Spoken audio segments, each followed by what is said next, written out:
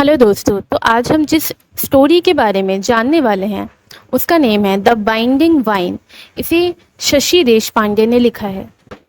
कहानी उर्मी से शुरू होती है, जिसकी 1 साल की बेटी अनुषा की डेथ हो गई है और उर्मी उस दुख में डूबी हुई है। दुख से वो बहुत चिड़चिड़ी और गुस्सैल हो गई है।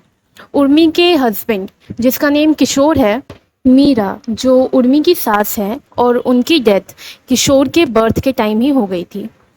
अब इसमें वन्ना नाम की एक लेडी आती है जो किशोर की सिस्टर है और साथ ही उर्मी की एक अच्छी दोस्त भी है।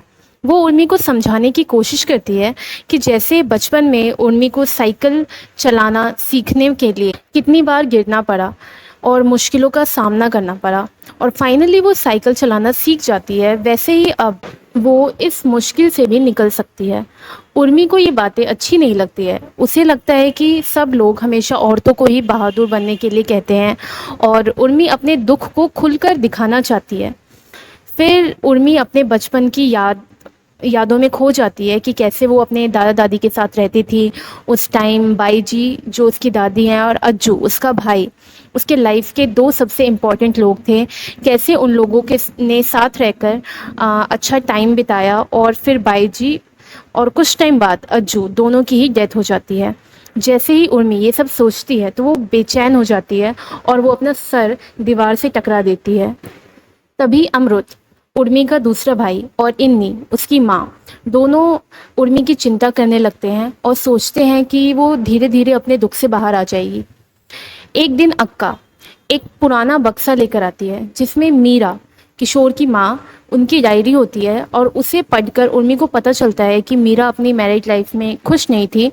वो अपने हस्बैंड के साथ फिज़िकल रिलेशन में अनकंफर्टेबल थी, लेकिन वो कभी उसे ना नहीं कह पाई क्योंकि उस टाइम पर इसके लिए कोई कानून नहीं था। मीरा अपनी माँ से खुश नहीं थी क्योंकि मीरा की माँ उसे हमेशा समझाती थी कि पति जो भी कहे वही करना चाहिए, लेकिन मीरा ऐसी नहीं थी। उसने फिज़िकल रिलेशंस में अपने पति को मना कर दिया और ससुराल में जब उसे नया नाम निर्मला दिया गया तो उसने उसे एक्सेप्ट नहीं किया। इसीलिए समाज की बाकी महिलाएं उसे पागल समझती थीं। मीरा सबसे ज़्यादा खुश माँ बनकर थी, लेकिन जैसे ही वो माँ बनी, किशोर के बर्थ के टाइम ही वो मर जाती है। फिर कहानी एक दूसरी लड़की जिसका नाम कल्पना है उस पर शिफ्ट हो जाती है। कल्पना जो एक रेप विक्टिम है और हॉस्पिटल में एडमिट है। उर्मी कल्पना की माँ शकुताई से मिलती है। फिर उसे सब पता चलता है कि उसके साथ क्या हुआ है। कल्पना की माँ डॉक्टर से कहती है कि डॉक्टर सबको ये ना बताएं कि कल्पना के साथ रेप हुआ है, वरना उनकी समाज में बदनामी होगी। उर्मी शकुताई के साथ उनके घर जाती है। तब उसे पता चलता है कि कल्पना की एक बहन संध्या और भाई प्रकाश है और वो चौल में रहते हैं। कल्पना के फादर उन्हें छोड़कर दूसरी औरत के साथ रहने लगे और वो सब अब अपने मौसा प्रभाकर पर डिपेंड हैं। कल्पना बहुत ही टैलेंटेड थी, लेकिन उसकी माँ को लगता था कि उसके साथ जो कुछ भी हुआ है उन सब में उसी की गलती है। अगर वो अच्छे कपड़े नहीं पहनती, ज़्यादा सजती संवरती नहीं और बाहर दुकान में काम नहीं करने जाती तो शायद उसके साथ ऐसा नहीं होता। फिर शकुताई अपनी लाइफ की स्टोरी उर्मी को सुनाने लगती है कि वो गांव से मुंबई आई, उसका पति निकम्मा था और उनके पास रहने के लिए घर भी नहीं था। उसने खुद नौकरी करके बच्चों को पाला। उसके छोटे छोटे सपने थे, जैसे गैस का कनेक्शन, सोने का एक मंगलसूत्र, लेकिन उसका पति, उसने उन्हें छोड़ दिया और फिर उर्मी अपने घर चली जाती है और कुछ टाइम बाद पुलिस और डॉक्टर भास्कर की हेल्प से सारी सच्चाई सामने आती है कि कल्पना का रेप प्रभाकर नाम के एक इंसान ने किया था। वो कल्पना से शादी करना चाहता था, लेकिन कल्पना किसी और से प्यार करती थी, इसलिए उसने उसे मना कर दिया। फिर प्रभाकर कल्पना का रेप कर देता है।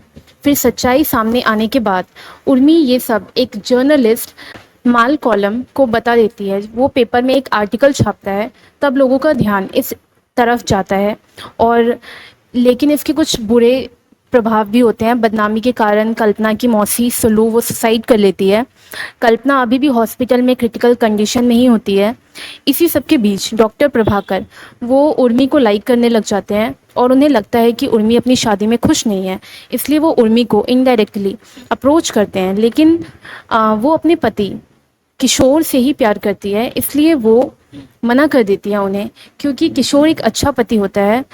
और लास्ट में उर्मी समझ जाती है कि लाइफ में कोई भी इंसान पूरी तरह से अच्छा या बुरा नहीं होता, और स्टोरी ओवर हो जाती है।